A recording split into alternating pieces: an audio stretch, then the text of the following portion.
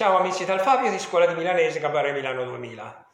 Bentrovati, il video di recovery dedicato alla risposta del termine Ambaradan. Tanti di vi alter me l'hanno domandato, ho fatto di ricerche, mi si insema e chi adesso vedo la spiegazione che ho trovato. Intanto vi ricordo sempre di iscrivervi al mio canale YouTube, Scuola di Milanese di Fabio Fumagalli. Mettete i like ai video se vi piace, ma ne avete tanti, attivate la campanella e fate conoscere il canale ai vostri amici. Ambaradan, cosa vuol dire? Vuol dire un insieme di cose in disordine, un trambusto, una cozzaglia.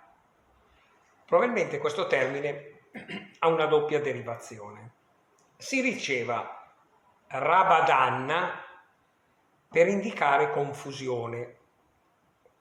E il Cherubini scrive che i turchi hanno il Ramadan in cui non è poco il trambusto. Ramadan è il 9° mese per la religione musulmana e significa torrido, in cui esiste l'obbligo del digiuno diurno. Tale termine potrebbe essersi trasformato in Ambaradan per assonanza ironica. Amba Aradam è un monte etiope alto 2756 metri, dove si svolse una cruenta battaglia dal 10 al 15 febbraio del 1936, con violenti scontri che provocarono circa 600 morti italiani e 20.000 abissini. Ma come mai sta gran differenza?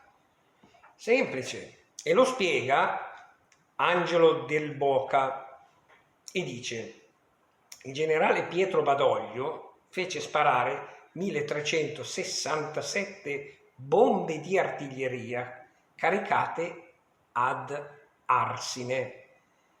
L'arsine è un gas tossico vietato dalla Convenzione di Ginevra e questo è stato uno dei motivi che provocarono le inique sanzioni.